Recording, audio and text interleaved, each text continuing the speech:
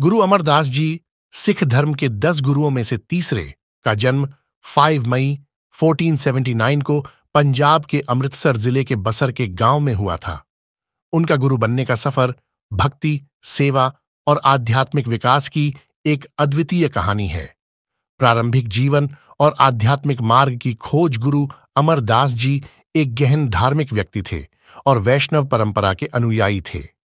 उन्होंने अनेक हिंदू तीर्थ स्थलों की यात्रा की, लेकिन फिर भी उन्हें आध्यात्मिक शांति नहीं मिली। यह आत्मिक प्यास 61 वर्ष की आयु तक बनी रही। गुरु अंगद देव जी से मुलाकात गुरु अमरदास जी के जीवन में बदलाव का क्षण 1539 में आया, जब उन्होंने गुरु अंगद देव जी की बेटी बीबी अमरो द्वारा गाया गया एक भजन सुना। यह भजन उन्हें बहुत प्रभावित कर गया और उन्होंने जाना कि यह गुरु नानक देव जी द्वारा रचित है। इसके बाद वे गुरु अंगद देव जी से मिलने गए और उनसे इतने प्रभावित हुए कि उनके समर्पित अनुयायी बन गए। गुरु अंगद देव जी की सेवा गुरु अमरदास जी ने गुरु अंगद देव जी की अत्यंत विनम्रता और भक्ति के साथ सेवा की। उन्होंने सबसे छोटे कार्यों को भी पूरी श्रद्धा से किया।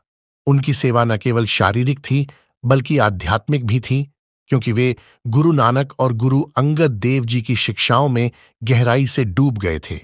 तीसरे सिख गुरु बनना शबान में गुरु अंगद देव जी ने उनकी भक्ति, विनम्रता और सिख शिक्षाओं की समझ को देखते हुए गुरु अमरदास जी को अपना उत्तराधिकारी नियुक्त किया। यह एक महत्वपूर्ण घटना थी, क्योंकि इसने सिख धर्म में योग्यता आधारित उत्तराधिकार की परंपरा को स्थापित किया। योगदान और शिक्षाएं गुरु अमरदास जी ने सिख धर्म में कई महत्वपूर्ण योगदान दिए। लंगर प्रणाली, उन्होंने सामुदायिक रसोई लंगर की व्यवस्था को संस्थागत किया, जहां सभी जाति, धर्म और पंथ के लोग एक साथ बैठकर भोजन कर सकते थे। इसका उद्देश्य समानता को बढ़ावा देना और जातिगत बाधाओं को तोड़ना था।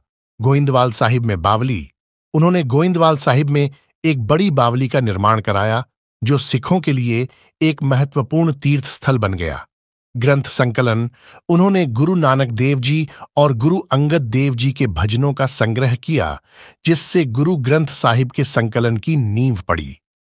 मंजी प्रणाली, सिख धर्म के प्रसार के लिए उन्होंने मंजी प्रणाली की स्थापना की, जिसमें विभिन्न क्षेत्रों में प्रचारकों को नियुक्त किया गया। महिलाओं के अधिकारों का समर्थन गुरु अमरदास जी ने सती प्रथा, पति की चिता पर विधवा को जलाने और महिलाओं द्वारा घूंघट पहनने की प्रथाओं के खिलाफ कड़ा रुख अपनाया। उन्होंने महिलाओं और पुरुषों की समानता पर जोर दिया, जो उस समय के लिए क्रांतिकारी था।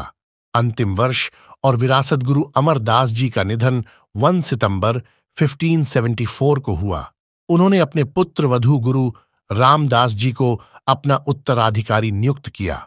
उनकी विरासत समानता, सामाजिक न्याय और मानवता के आध्यात्मिक उत्थान के प्रति उनकी अटूट प्रतिबद्धता से चिह्नित है।